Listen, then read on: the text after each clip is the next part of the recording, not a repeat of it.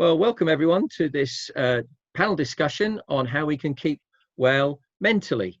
If we mention physical health, most of us immediately start thinking of exercise and diet and so on. Perhaps when we mention mental health, we tend to think immediately of mental problems, but that's not what we're aiming to do. We're aiming to help ourselves keep well. Keep well physically, of course, yes, but keep well inside of our minds and hearts. Dealing with some of the natural anxieties and concerns that any human being would feel given a time of change and stress as we've all gone through, but also looking at some of the specialist issues, some of the concerns you've expressed, trying to help you to keep good mental health or deal with some of the problems you feel are arising in your lives. I'm delighted this evening to welcome some special guests from our church, those who work in professionally as healthcare professionals working in different spheres. So Joe Albans, who's a GP, Claire Riddle-Hill, who works in the whole area of caring for people in their mental health, Rich Cooper, who's a community psychiatric nurse, and also Katie McGlynn, who will be joining us a little later. She too works in that zone. So thank you one and all for joining us this evening. We're going to ask some questions of our panel, questions that have been generated and that may be of interest to you. So we're going to start with sort of general well-being, not of our bodies, but of our minds too. And I'll ask Joanna to start off with, what is the connection between our physical health? What does that to do with our mental health, Joe? And how can we keep that connection strong and keep a good mental health as well as a good physical health?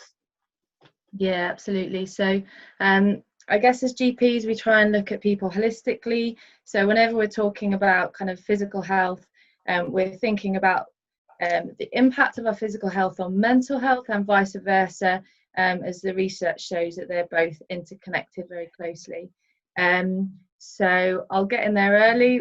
We've already mentioned exercise. So thinking about moving, we all know the kind of benefits on our physical health. So kind of the impact it has on reducing things like heart attacks and strokes, helping in the area of obesity, reducing some of our cancer risks. So we're all kind of aware of that, but often we underestimate the impact that physical activity, movement has on our mental health, and it can be extremely beneficial. So I just thought I'd mention some of the things. So moving, exerting ourselves releases something called endorphins, which helps with our mood and helps lift our mood. So it can be really helpful in improving our mental health. And sometimes it's so hard when you are feeling low. As many of you know, it can make you feel lacking in motivation, and the thought of getting up and going for a run is not an option. But just thinking about ways in which we can move our bodies, and kind of trying to take away that idea of exercise just being going out and running, but thinking about gardening or doing things around the house, and trying to move our bodies each day, even if that's in small ways, or in ways that is different from nothing that we may be doing. So that would be some way in which I could try and encourage some of you to think about moving more. I don't want this to put you off, but one of the kind of research would show that the maximum benefit is if we can try and do about 150 minutes a week, so of kind of moderate exercise, but that's just a goal, I guess, or 75 minutes of really vigorous activity, so activity which gets us to the point where we can't speak in sentences.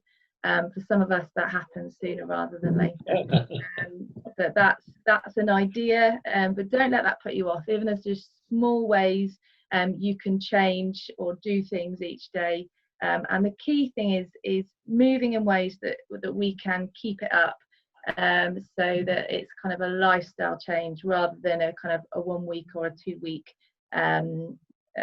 change that we can't sustain. So that's just one idea.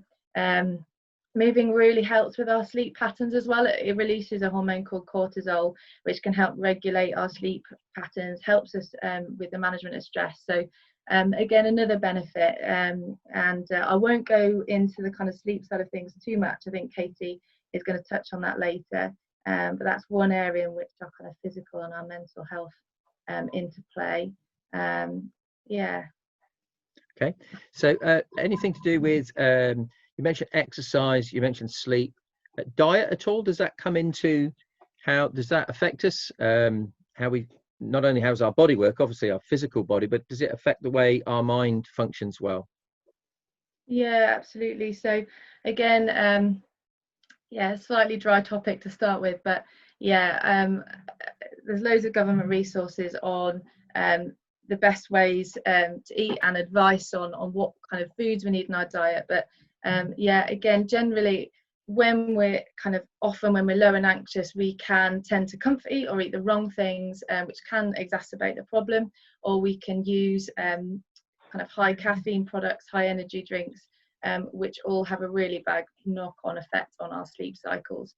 So again, some really good NHS resources which we can give you kind of links to, but kind of healthy eating, your 5 portions of fruit and veg, avoiding of kind of high caffeine or regular use of caffeine, kind of alcohol in moderation, all the things that you've probably heard before, but don't underestimate the impact that they can have on your mental health, particularly alcohol with regards to sleep. Sometimes we can use it to try and help our sleep, but unfortunately it gives us really poor quality sleep that leaves us really feeling unrefreshed. So yeah, that can have a really negative impact on our mental health and our sleep patterns.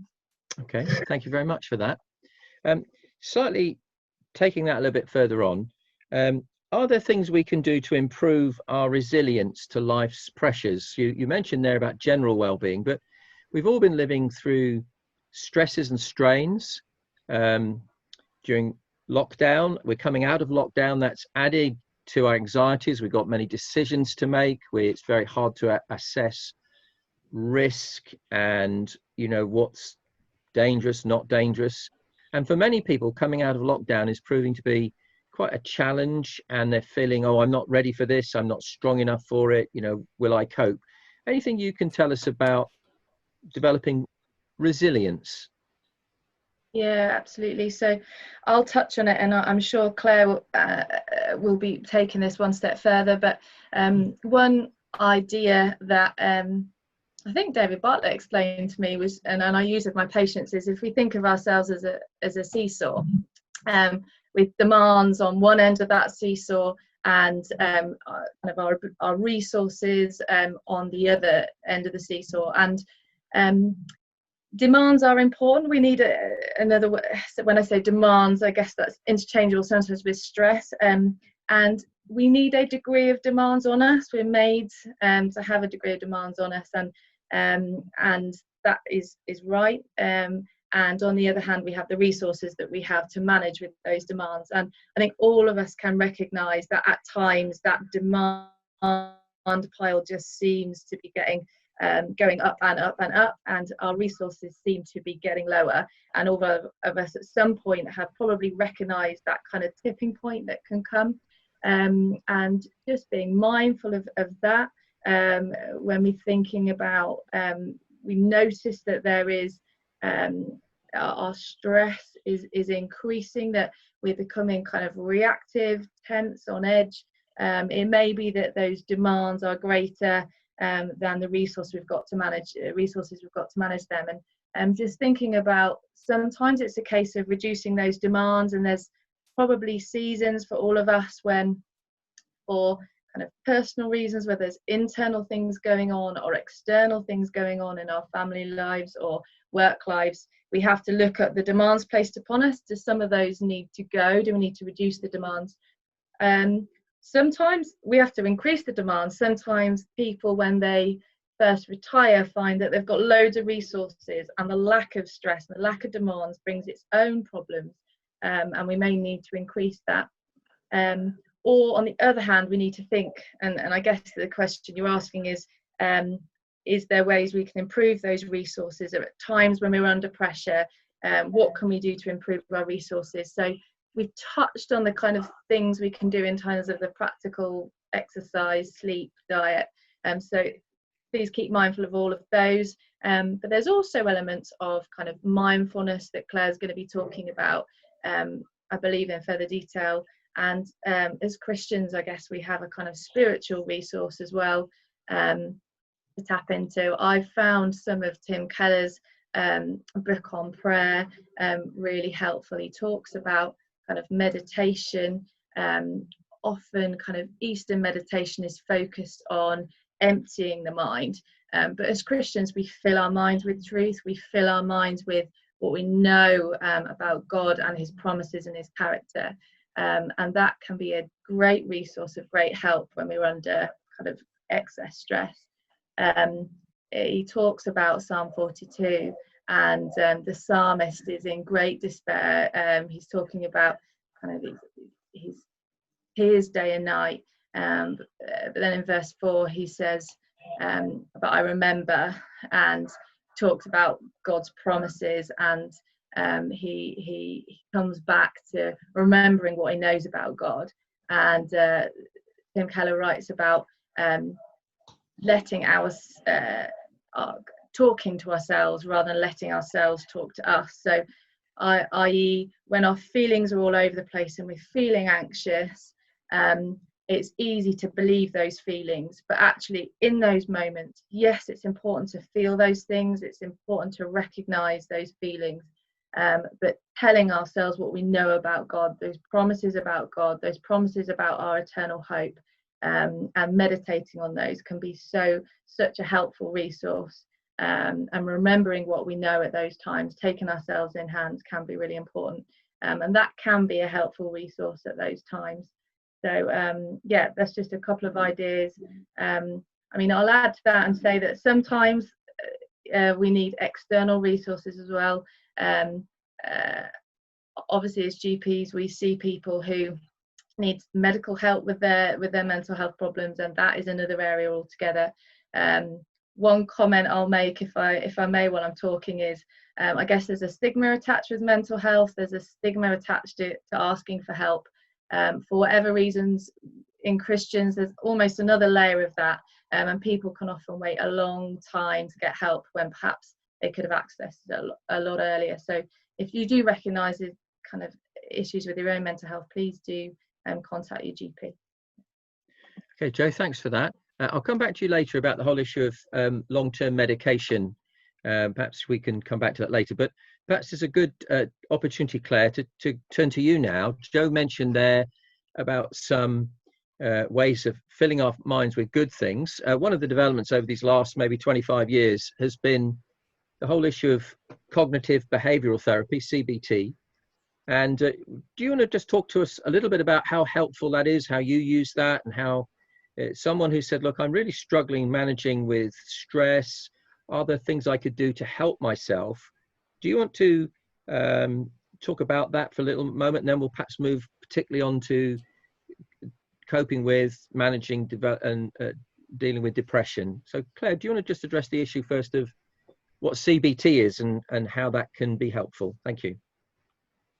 Yeah, so CBT, cognitive behavioral therapy. So what we look at within CBT is, first of all, the cognitive is about looking at ways of managing how we think about things and looking at strategies to help with that.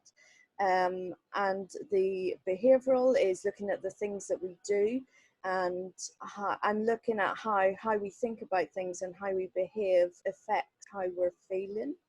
And then the therapy side, I always view the therapy part as being kind of guidance. So we guide people within therapy. So we don't see ourselves as an expert in people's lives. We see the individual, so whoever we're treating, as being the expert within their life. And we just are providing some tools and techniques that may help them to feel differently. It's not for everybody and it doesn't work for everybody, but there is a large evidence base to show that it helps a lot of people and is a successful treatment.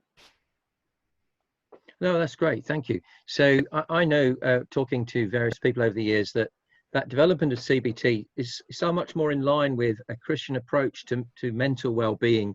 Some of the things that develop maybe post-war, where with kind of therapies that seem to come from a non-Christian background, but this is looking at how people think, how they can think differently in a way that's more helpful to them.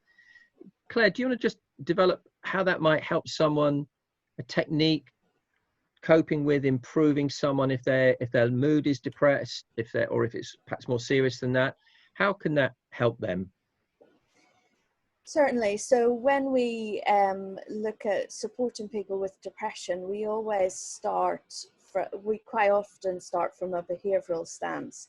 So we look at, first of all, what people are doing within their weeks, and look at setting up baseline diaries. And from there, we start to look at the different types of activities that they may do within their week. And what we notice is quite often the first activities that people stop doing are those that they enjoy doing and bring them enjoyment, because their energy and their mental energy is reduced, and so they focus on trying to do essential things that they have to do. So we basically look at trying to help people to develop a balance of different activities. So we look at those essential activities that we have to do, paying bills or whatever that may be, doing housework and things are seen as essential activities, but also those activities that bring in a sense of achievement. So we get that sense of, I've achieved something from what I've done today. And also looking at those activities that bring closeness to others. And I guess during COVID, we have seen that that can be very difficult for people, because we can't have that physical interaction with anyone outside of our household. So that has been really difficult for people during this time. And so we have to think about new ways of developing that sense of being close to people in our lives who we care for, or, you know, people that we are close to. And the final one is that sense of enjoyment. So making sure that people have activities within their week that bring them a sense of enjoyment. And sometimes when someone's feeling depressed, they find it really difficult to feel that sense of enjoyment. And so it's about, we often say to people, it's about keeping doing those things or finding new things that you may not have tried before. And as time goes on, and the more that you do those things, that sense of enjoyment will hopefully return.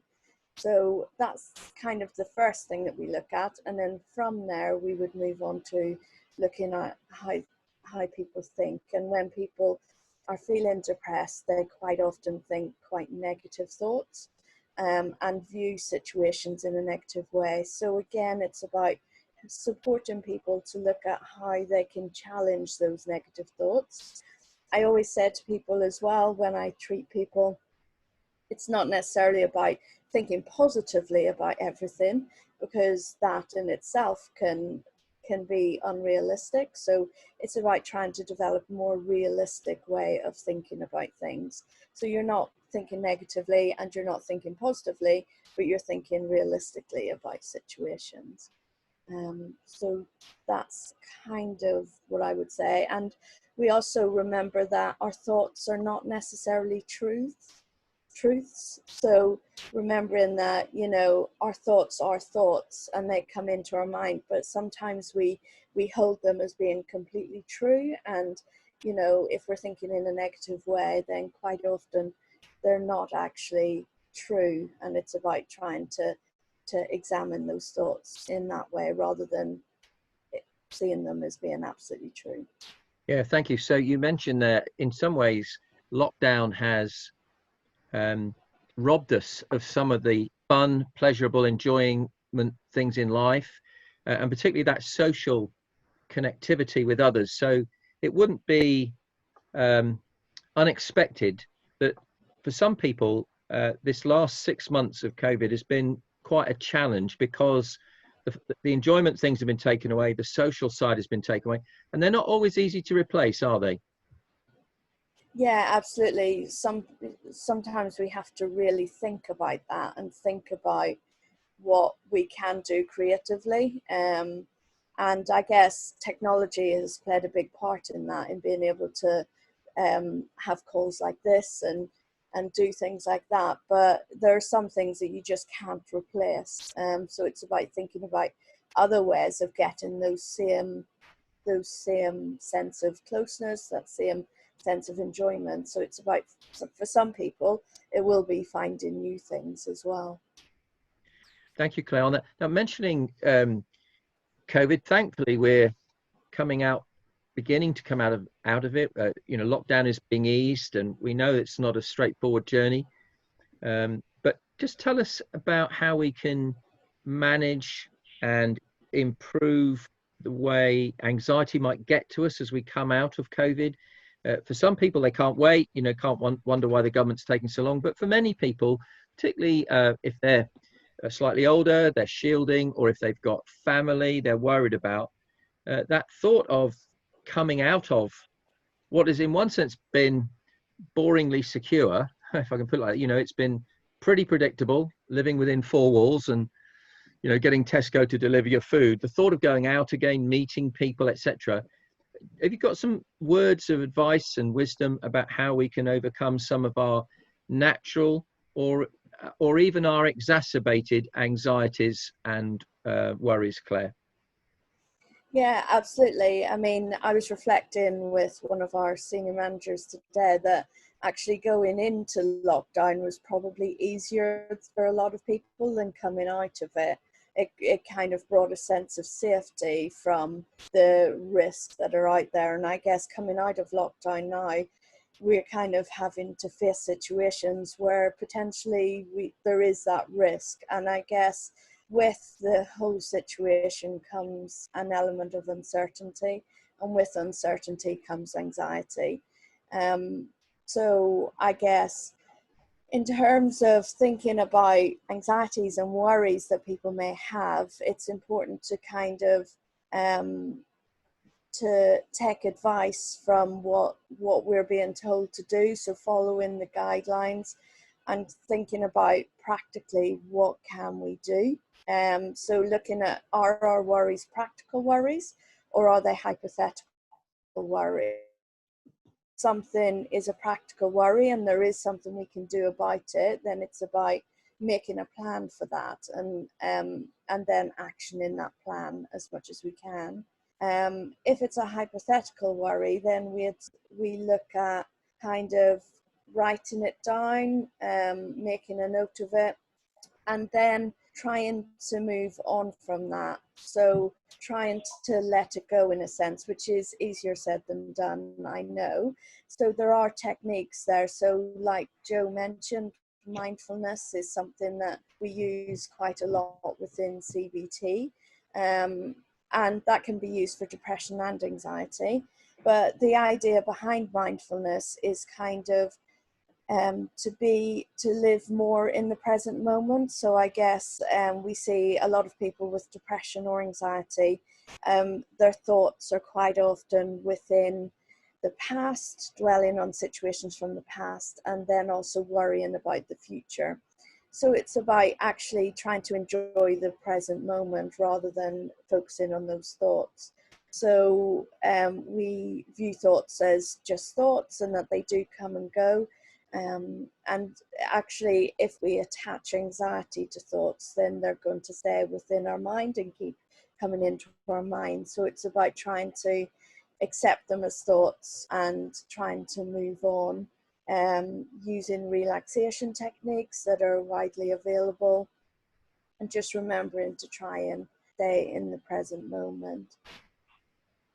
Yeah, that's very helpful, isn't it? I remember somebody saying that today is the yesterday you worried about tomorrow.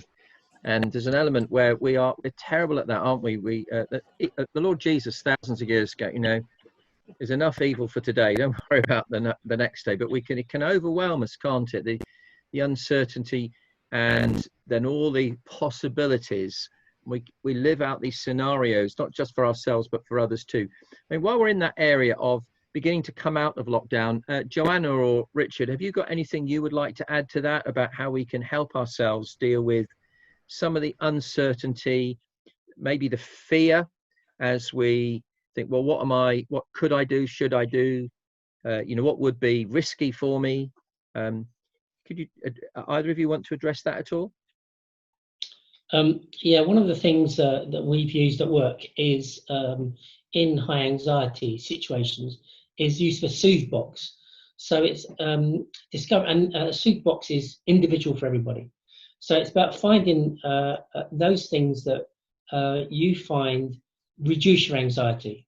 So for instance, for me, going into my garden, just standing there, looking at the flowers, that reduces my anxiety. Rereading books that I've loved in the past.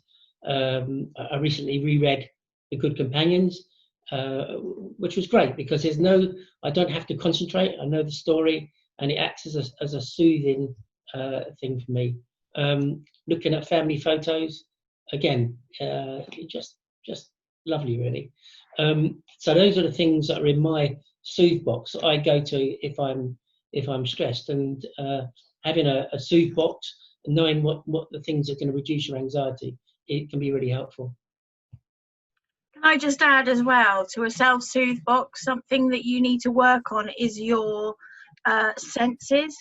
A self-soothe box works on the senses, so your senses are taste, touch, smell, sound, and help me here, what's the fifth one? Hearing? Smell. Thank you. So, well, no, that's sound. But so it's about listening to music that soothes you. And I know a lot of classical music, a lot of hymns, and a lot of some of the worship songs can help to soothe people. They can speak to people. Smells like candles or a nice hot soapy bath with that lovely smell, that can also help to reduce anxiety.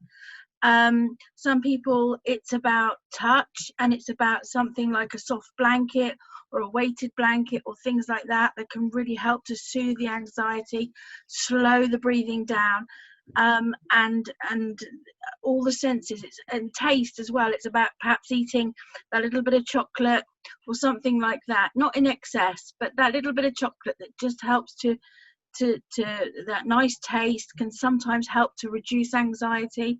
So anything that you as an individual can actually sort of soothe the senses and bring that anxiety down can be so important and so crucial to somebody in the moment when they're really struggling.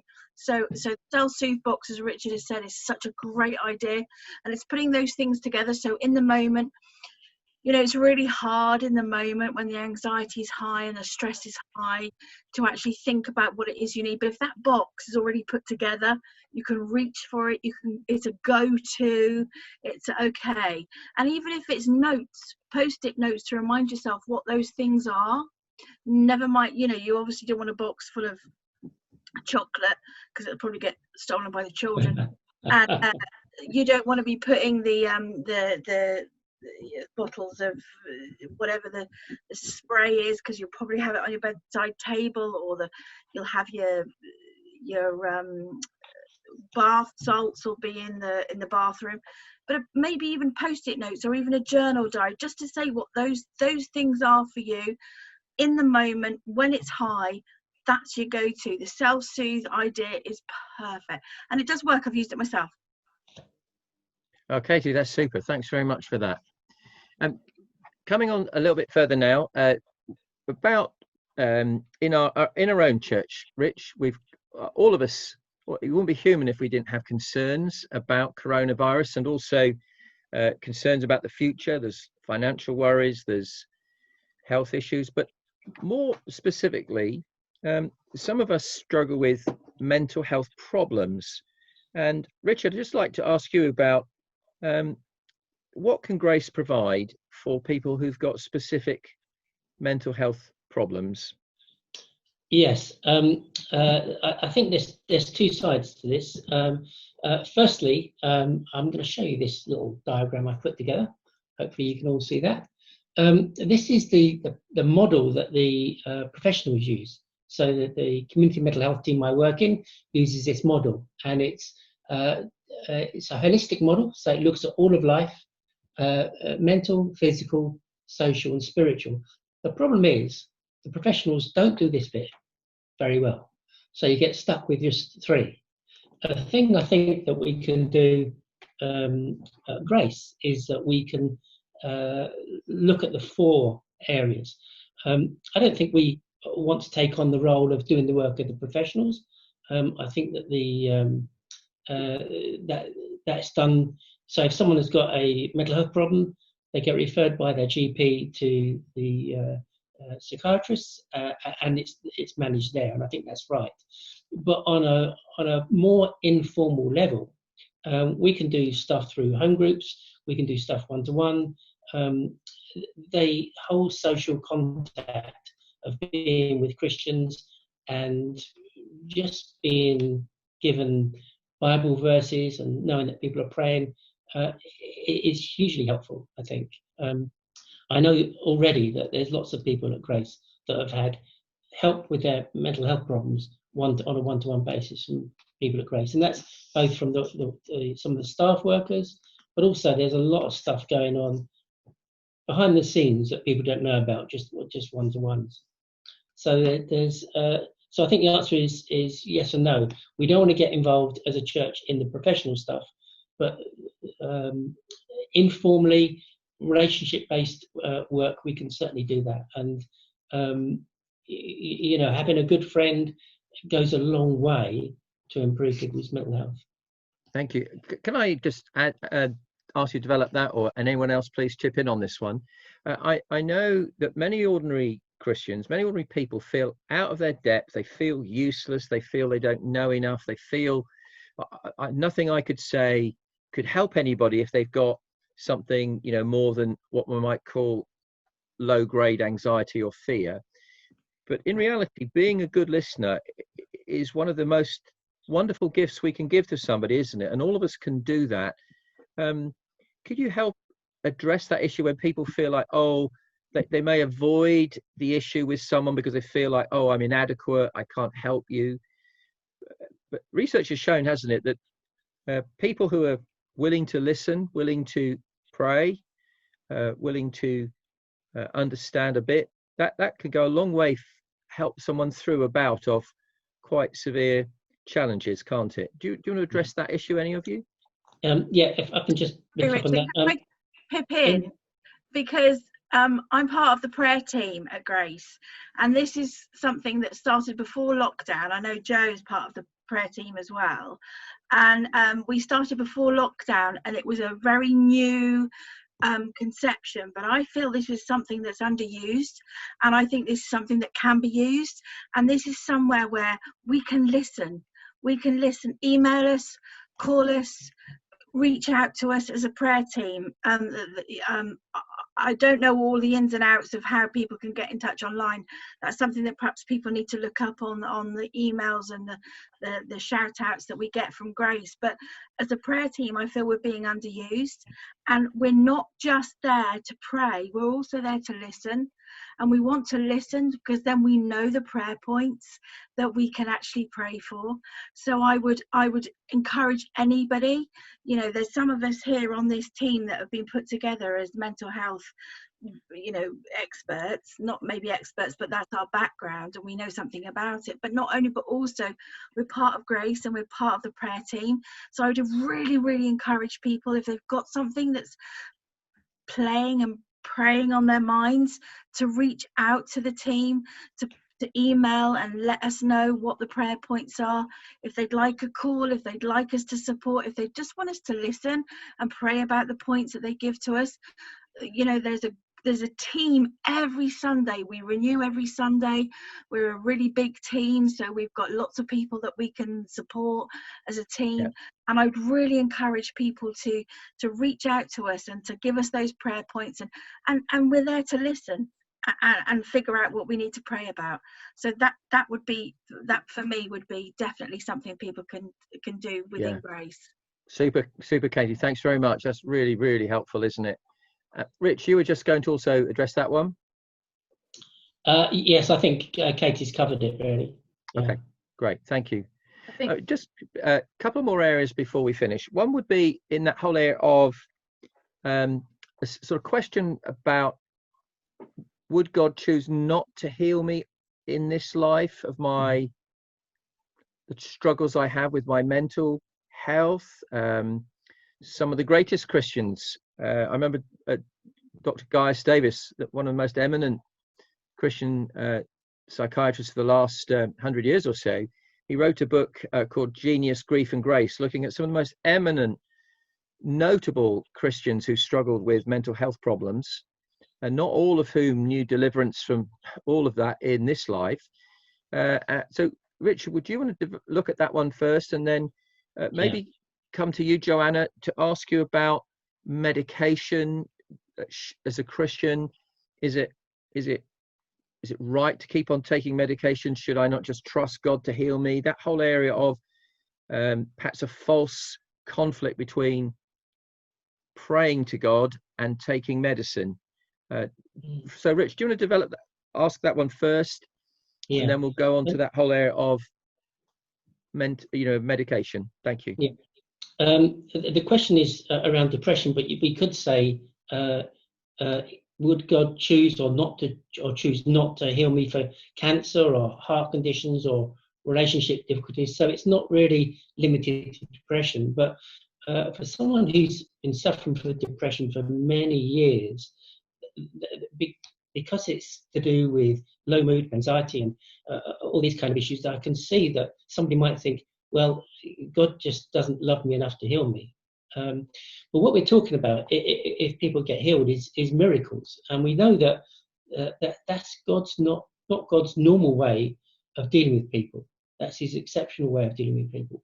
His normal way of dealing with people is that in the mess we have God with us. It's Emmanuel, and we know that Jesus is with us in our troubles, and we know that He suffered too. He experienced all those emotions of fear and doubt and anxiety, and He experienced those. So when we're suffering in those times, we know that Jesus is not distant from us. The other thing to say is that in Romans 8, it talks about the whole of creation groaning together as in the pains of childbirth. And we know that in this life, trouble will come. Now, for some people, it'll be physical, others, it'll be mental. And it can feel like I've been forsaken by God. I think with depression, sometimes people can feel this is so bad, I can't be loved by God. And those times, I think, it's a bit like Claire said earlier. We have to doubt our thoughts and question them and say, what's the truth of the matter? And checking in the Bible. I was very taken just this last weekend. We've been looking at Psalm 71 in church, and verse 20. Though you have made me see troubles many and bitter, and I think that often describes how people feel when they're in the depths of depression. Made me see troubles many and bitter. But the verse goes on, you will restore my life again. And that's the hope we have. And we know that although God's way of dealing with people isn't miraculous, in a sense it is. Because if we're Christians, we're all saved, and we're all got a hope that when Jesus returns, we won't have these issues. We won't be suffering with depression or cancer or relationship difficulties. We will be restored. And so there is a hope, I think, for us, even in the depths of despair. Thank you very much. Okay, Joe, could I ask you about this whole issue of medication for mental health issues and problems?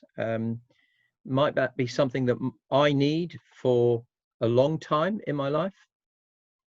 Yeah, so just going back through some of what Rich said, really, some people need medication, they benefit from it hugely, and we see an amazing improvement with medication. Many people have a barrier to going on medication.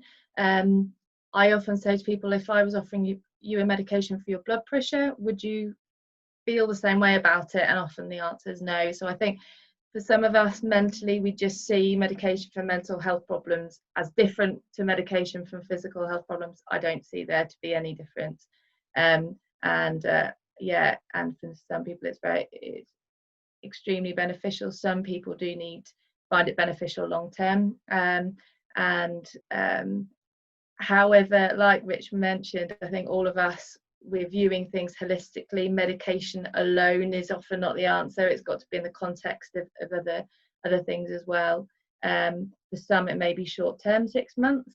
Sometimes it may be a longer period of time, and every case is different. Okay. So if I need medication, that is not an admission that I'm failing. I think perhaps many of us feel that they would say, well, it must be because I'm a failure. Is that what you come up in your practice? People feeling I shouldn't be like this, and it must be because I'm useless, and that kind of thing. Yeah, hugely. So I would say 50% of the people I'm talking to them about, they feel like, it's admission of failure to need to go on medication, and and then wanting to ask immediately, when can I come off it? And they feel weak going on it, and it's a huge barrier that we face. Again, I just talk people through that. If you had a broken leg, would you have any problems going for surgery and having it fixed? No. But for some reason there is, I guess, a stigma attached to medication. Hopefully I think that's lifting, but it is really important to recognise that in some people medication can be hugely beneficial, and I wouldn't view it, as a doctor, we just don't view it any different to any other medication that we give people, which can improve physical problems. So that would be my response. And going back to what we spoke about earlier about how other people can help people with mental health problems, there's probably a degree of people that come to see me or speak to me on the phone at the moment, and I call them back 2 weeks later, and a proportion will say, you know what, just talking about it has been what I needed, and that was all that they needed. And there is a proportion of people in which acknowledging the problem, talking about the problem with the GP or perhaps informally elsewhere is all that's needed. That's just a small proportion of people, and then there are other people that benefit hugely from medication. And it's probably one of my favourite part of my jobs, sometimes seeing how effective medication can be, along with other changes, and how it can improve people. Okay, so that's very helpful. So what we're saying is, it's not an either or, either trust God or go and see the doctor. It's a both and it's similarly too, it's not either medication or have friends who might support you. It's a case of you might need both, and that's not an admission of failure. That's just being human in a confusing and complex world. Thank you for that. Just as we draw to a close.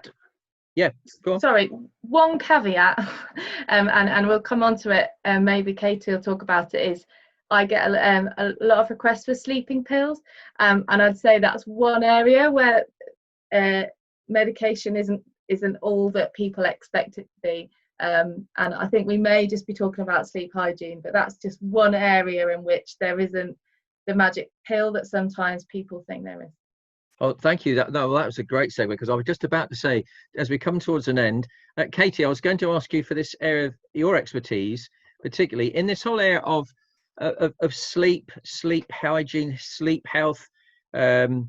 It's incredible, isn't it? The strongest, most powerful person on earth is absolutely helpless out of it once a day for several hours at a time. It's a very humbling thing, isn't it, that we human beings need to sleep, but a lot of people don't get good sleep. Sometimes there's not a lot we can do about that. Sometimes there is. Do you want to just talk a little bit about that whole area of how we can get good sleep, and how the issue that Joanna's just talked about sleeping pills may not be as helpful as we kind of sometimes think? Do you want to talk about that whole area of how we can get good sleep? Absolutely. And how that affects, sleep hygiene is probably one of the things I get asked about quite frequently. Currently my role is still in mental health, but it's working with ladies in the perinatal period, which is during pregnancy and postnatally. And sleep, obviously, as a new mother, it's very difficult to try and advise somebody about sleep, because we all know we're sleep deprived when we have a new baby. But the reality is that sleep deprivation can become a habit, and asking for medication to help with sleep it's a quick fix, and Joe will back me up on this. 7 to 10 days on a medication to help you sleep is about the maximum. If you're still not getting sleep in that time, the medication you're taking will not work. I would resist taking any of the tranquilizing medication because it's a slippery slope to becoming addicted. Sleep hygiene is about building up a new regime for sleep. It's about preparing yourself for sleep. It's about doing the low lighting, don't have screens in the bedroom. It's about having the hot milky drinks. It's about gaining a routine for going to sleep. So that whole, this is the time I'm going to go to bed every night. I'm going to have that hot milky drink, or maybe that hot bath, or maybe a shower, whatever it is, or maybe a nice wash, putting clean pajamas on, getting into bed, and trying to use soothing music, whatever that is for you. Everybody's got a different style of what soothes them, whether it's music. Some people listen to audiobooks, some people listen to podcasts, but it's about low lighting, keeping the music or the podcast or whatever at low levels, and listening. If by an hour's time, when you've tried to sleep, you can't, it's about getting up, and it's about not trying to force yourself, because you will lie there ruminating all night, and that just brings another whole host of problems. So that really in itself, if you get up, you know, we recommend not having a heavy meal, but if you haven't eaten all day, maybe you need a light snack. Maybe you need another drink. Maybe you need to have a walk around the house. Maybe open a window, take in some fresh air. Maybe do some breathing exercises. There's lots of things you can look up online to help you with these things. Even Googling sleep hygiene. Some people, I mean, my kids laugh at me when I talk about sleep hygiene. They'd say, is that washing your hands before you go to bed? No, sleep hygiene is about keeping your sleep clean. It is what it says in the title. So, and it's also about getting into that routine and keeping that routine. And it might not work for one day, it might not work for 2 days, but you keep up using that skill over and over. At some point, that is going to kick in, and that is going to become your new normal, because lack of sleep can become a habit. Good sleep hygiene, that's the habit you want to get into. And like I say, Googling sleep hygiene, if anybody wants to talk to me about sleep hygiene, I could talk for hours about it, but I won't do it right now. It is one of my passions, is about teaching people about sleep and sleep hygiene. So if anybody wants to talk to me, get in touch with me, we can go through it. I've got a whole leaflet and a booklet and all sorts. So but yeah, it's about not being afraid. It's about building a new routine, and it's about not feeling that sleep is your nemesis. And I think once you stop feeling that sleep is your nemesis, sleep becomes something that you can become friends with again. Yeah. Meditation and prayer, that's another thing that can really help with sleep as well. Lovely. So yeah, that's great. It's really, really helpful. I mean, so in some ways, some of the modern developments, including like artificial light, smartphones that can, you know, give out blue light and ping us at any time of night or day if we let them, TVs, late night TVs.